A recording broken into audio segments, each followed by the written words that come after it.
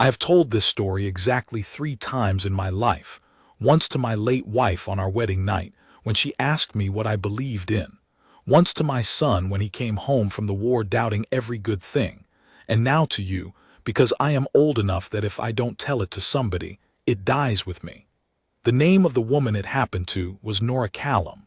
The name of the man it happened through was Clem Darrow. And my name is Silas Prout, and I owned the 40 acres east of Nora's fence line for 36 years, and watched the whole thing happen close enough to have touched it. I want you to understand what Drywell Flats was in the summer of 1884, because you can't understand a kindness until you understand what it cost.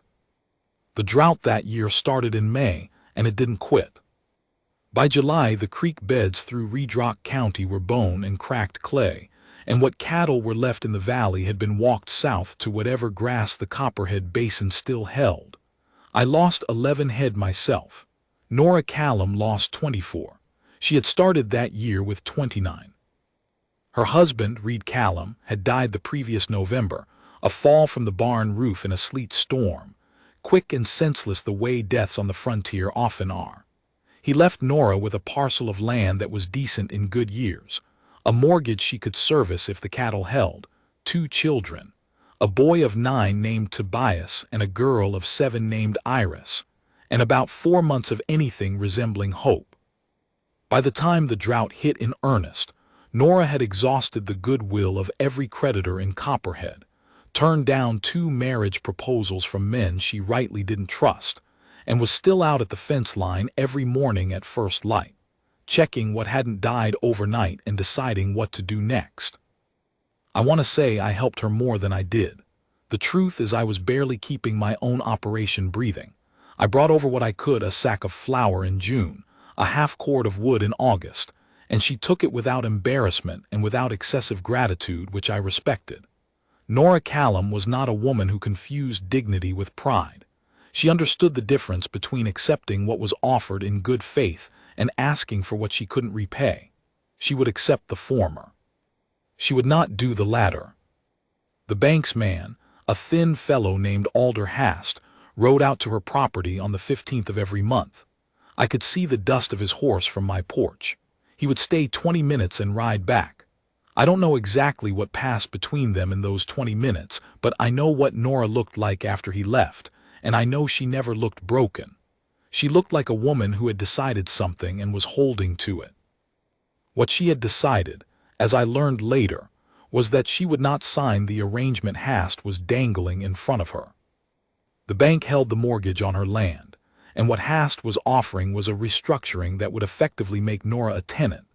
Her payments recast as a kind of lease, ownership shifting quietly to the bank's holding trust until such time as she'd paid back an amount that, as she told me later, he had written in numbers so small and over a term so long that her grandchildren might have finished it.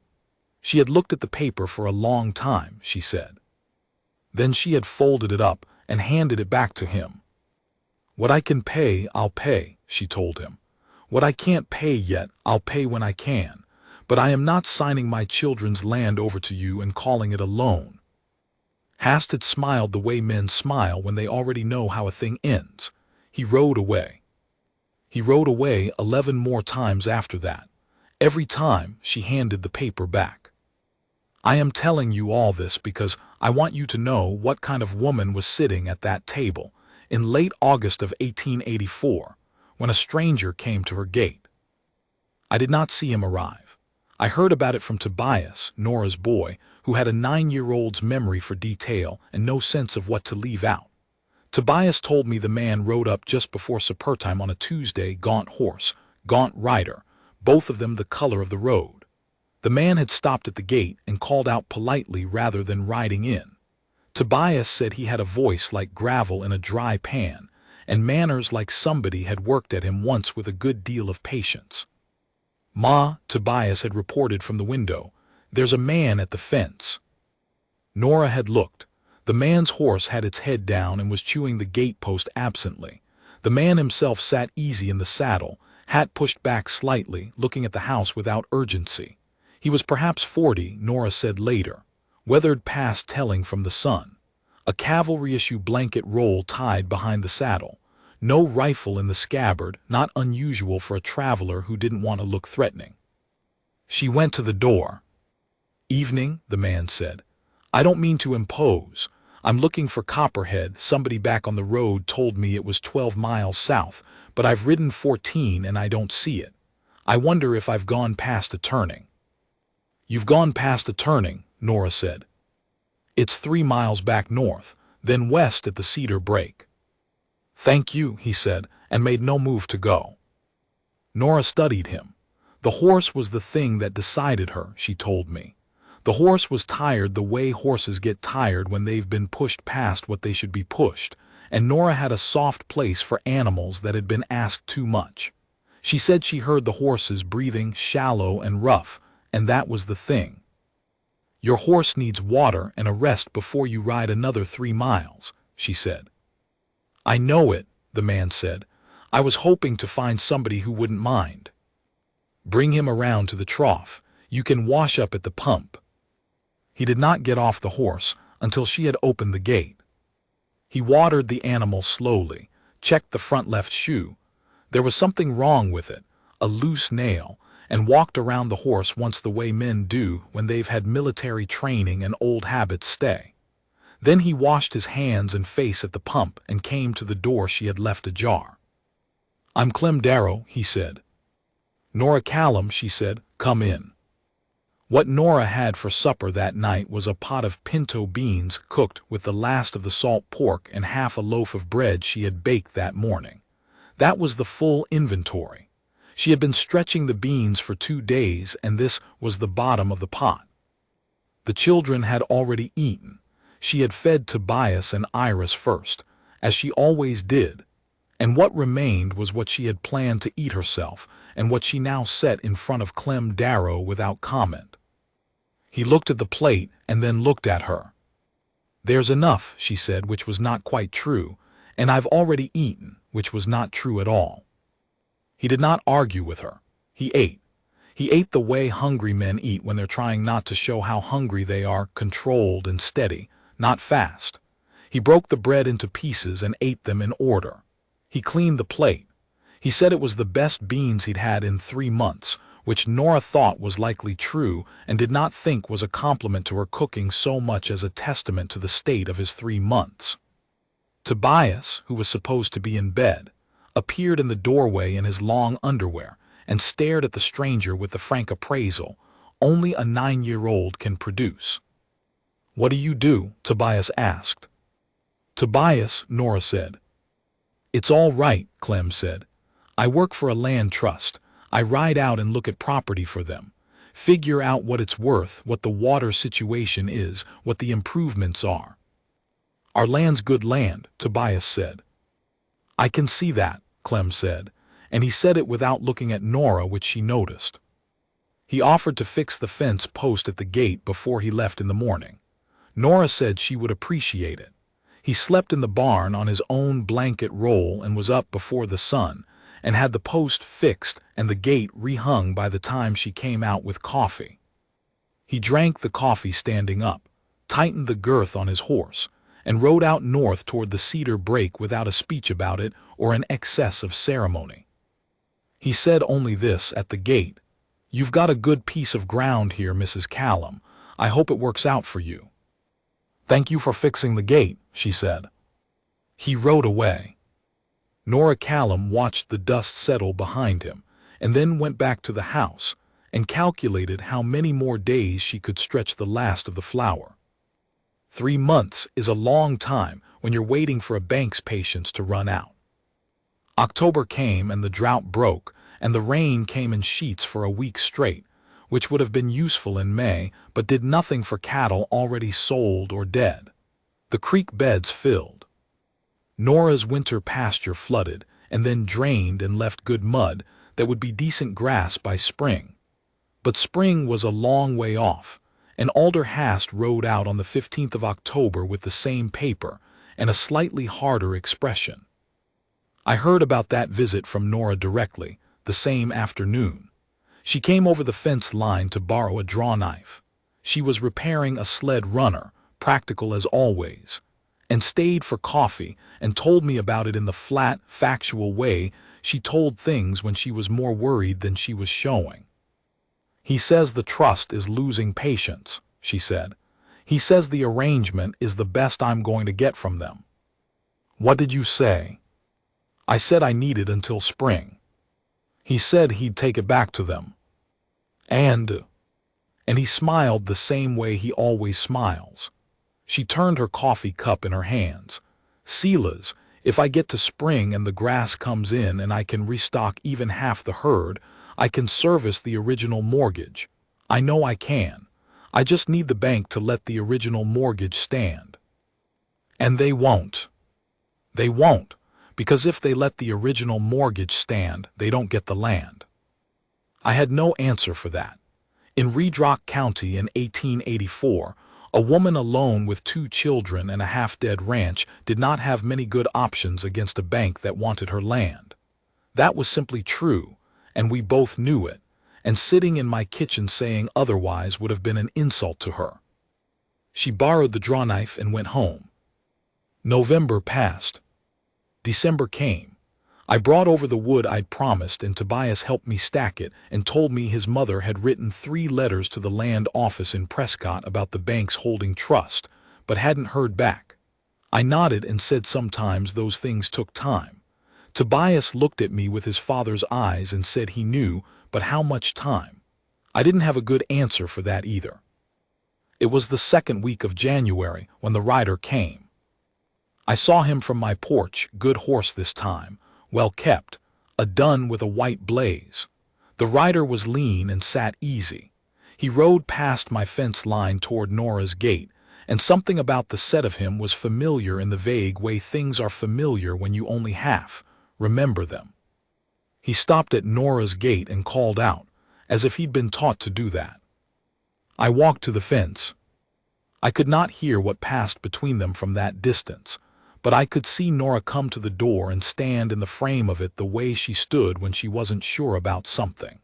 She was wearing her working dress and her hair was pulled back, and she had a look on her face that I had learned meant she was calculating. The rider said something. She crossed her arms. He reached inside his coat and produced a document of some kind, folded paper, official looking, and held it at arm's length across the gate without pressing it on her. She came down the steps and took it and read it. She read it for a long time, which meant she read it twice. Then she looked up at him. He took off his hat. I recognized him then. The weathered face. The cavalry blanket roll replaced now by a proper saddlebag. The way he held the hat, patient, not performing patience. Clem Darrow, looking somewhat less like a man who'd been asked too much of a long stretch of road. Nora opened the gate. I did not hear the full accounting of what Clem Darrow told Nora Callum that afternoon until some time later, pieced together from what Nora told me over the course of several seasons, and what Clem eventually told me himself when he and I had become the kind of men who sit on a porch and talk plainly. But I will tell it to you in order, because that is how it makes the most sense.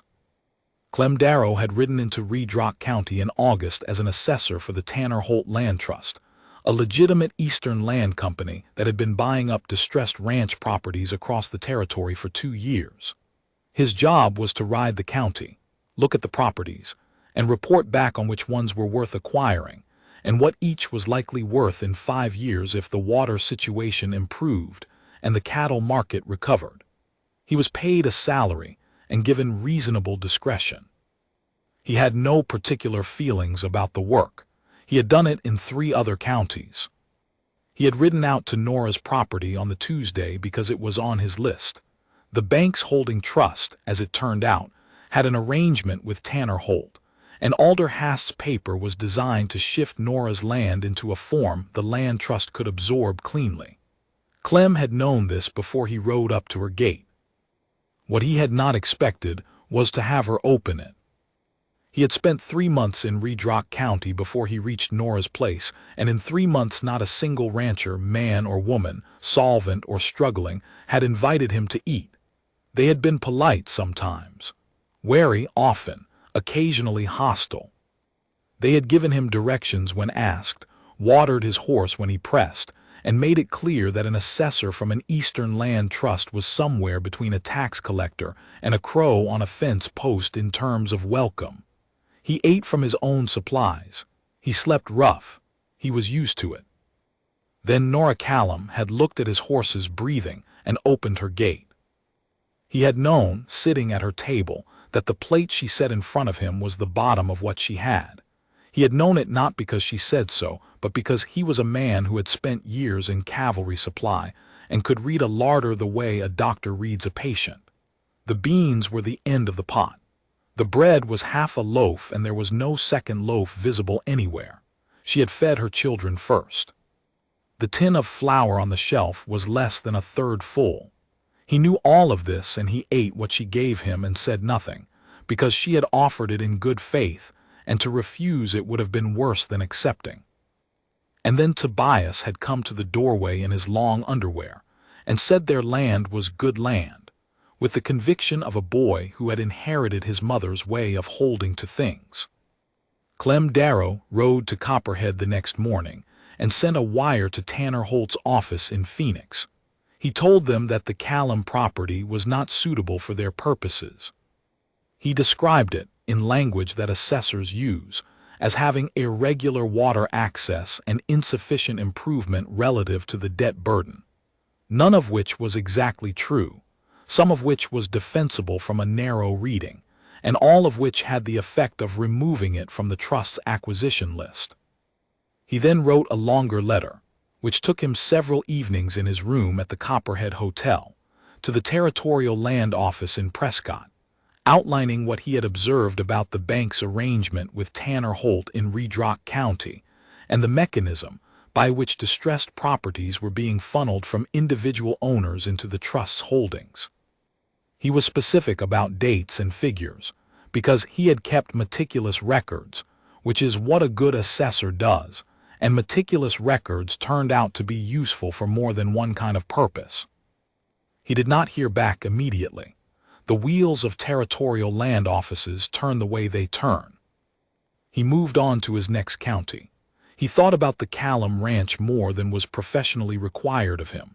He thought about the horse at the trough. He thought about Tobias in the doorway. He thought about the way Nora Callum had said there's enough in a tone that made it clear she understood entirely that there was not enough, and had decided to say it anyway. In December, the Territorial Land Office wrote back. In January, Clem Darrow rode back to Drywell Flats on a better horse. I am going to be honest with you about what Nora Callum's first response was to learning all of this, because I think it matters, and because Nora would want it told right. Her first response was fury. Not at Clem, or not exactly at Clem, at the shape of the thing.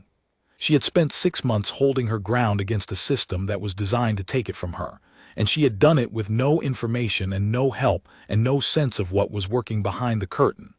And now a stranger who had come to her table as part of that system, who had known, when he sat there, what her property was on a list for, was sitting across from her in her kitchen telling her he had quietly removed it.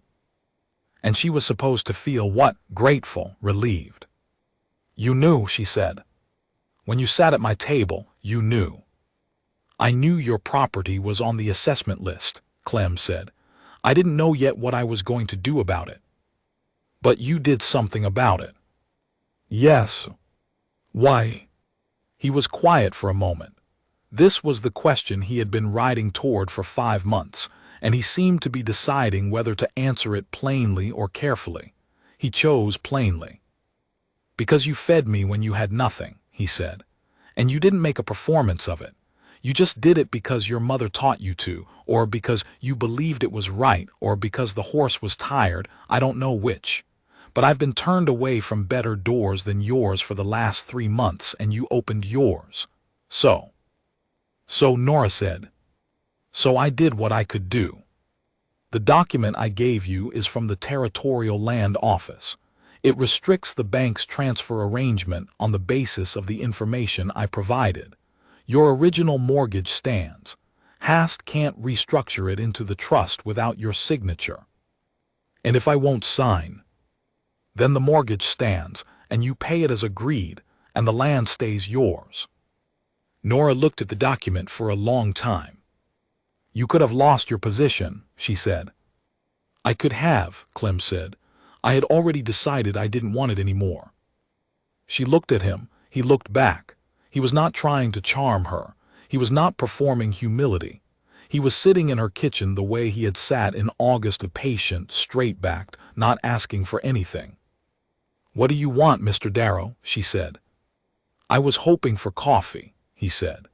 "And if you're willing, I'd like to see whether there's work to be had in Redrock County for a man who used to assess land and is now looking for something more honest to do with his time." Nora regarded him. "You're asking to stay," she said. "I'm asking for coffee first," he said. "I don't want to get ahead of myself." She got up and put the kettle on. I will not drag out what followed, because it is not the kind of story that requires dragging out. Nora Callum was not a woman who needed time to decide things so much as she needed things to be worth deciding.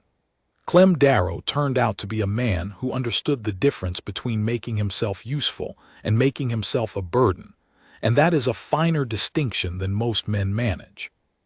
He hired on with the Barfield brothers 2 miles north of my place for the winter, splitting wood, repairing fence, the kinds of work a ranch always has that never quite gets done, and he came to Nora's property on the days he wasn't working, and did the same things there without being asked, and without making a show of it. He re-roofed the barn section that had been leaking since October. He rebuilt the gate post he'd fixed back in August more permanently. He taught Tobias, who was desperate to learn how to patch a leather harness. He came for Sunday supper. He came the Sunday after that. Iris, who had been shy of him at first, decided after about the 3rd Sunday that he was acceptable and demonstrated this by sitting next to him at the table and asking him questions with the thoroughness of a circuit judge. He answered all of them. He was not obviously charming with children. He simply talked to them like they were people, which they appreciated and which Nora noticed.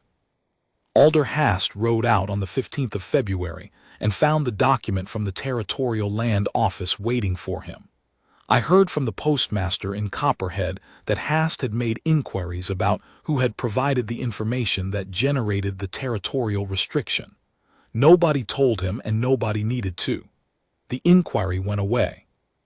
Hast continued to ride out on the 15th for 2 more months, and then he rode out on the 15th of April for the last time, accepted the mortgage payment Nora had managed by selling the timber rights on the back 40, and did not come back. The spring grass came in better than anyone had expected. By June, Nora had restocked with 8 head from a sale in Copperhead, and the creek through the south pasture was running clear and regular. The land was working again. It was not prosperous, not yet, but it was working, which is what land is supposed to do. On a Saturday evening in late June, Clem Darrow came to Nora's gate the way he always did, and Nora came to meet him the way she had been doing, and they stood at the gate in the long summer light and talked for a while. I was mending fence along my east line and I could see them from about 100 yards, though I could not hear them. I was not trying to hear them, but I watched, because I was there and because some things you don't look away from. Nora was talking. Clem was listening. Then he said something and she was quiet. Then she said something and he was quiet. Then she put her hand on the gate and he put his hand over hers, and they stood like that for a while in the late light. They married in September in the little church in Copperhead. Tobias stood up straight and wore his father's coat, which Nora had let out at the shoulders. Iris wore a dress Nora had made from cloth she'd been saving since Christmas. I stood up as a witness and signed the book and thought about the Tuesday evening in August when I had watched the dust of a gaunt stranger settle on the road north and not paid it much attention. I am 81 years old now, and I have lived long enough to know that most things that seem like luck are really just the long way around to what was already true about a person. What was true about Nora Callum was that she fed people when she had nothing, not because she expected anything back, but because she believed that was what you did. What was true about Clem Darrow was that when somebody finally treated him like a person instead of a nuisance, he could not unknow it, and he was the kind of man who acted on what he could not unknow. The ranch at Drywell Flats is Tobias's now. He runs it well, the way his mother taught him. He has 4 children of his own, which I mention only because I remember that gaunt boy in his long underwear in the doorway asking a stranger what he did, with all the confidence of someone who understood his land was good land because he had heard his mother say so often enough that he believed it absolutely. Nora and Clem had 31 years together. He died in the winter of 1915 and she outlived him by 9 years, which I know she considered an imposition on her part, though she did not say so. In all those years I never heard her describe what she had done as a kindness. She would have did say once, when I pushed her on it, that she had a pot of beans and a man was hungry and it was supper time. That was all. She did not understand why that required an explanation. I have thought about that all my life. I think it is the answer to most things. The kitchen window at the Callum place faces north. It has a lamp in it most nights. I can see it from my porch if I look. I don't know why Tobias keeps the lamp there. Maybe he doesn't know himself. Maybe it's just habit, passed down without a name for it. But it's there most nights, that yellow light in the north window, steady and warm. You could steer by a thing like that if you needed to. You could steer by it and find your way home.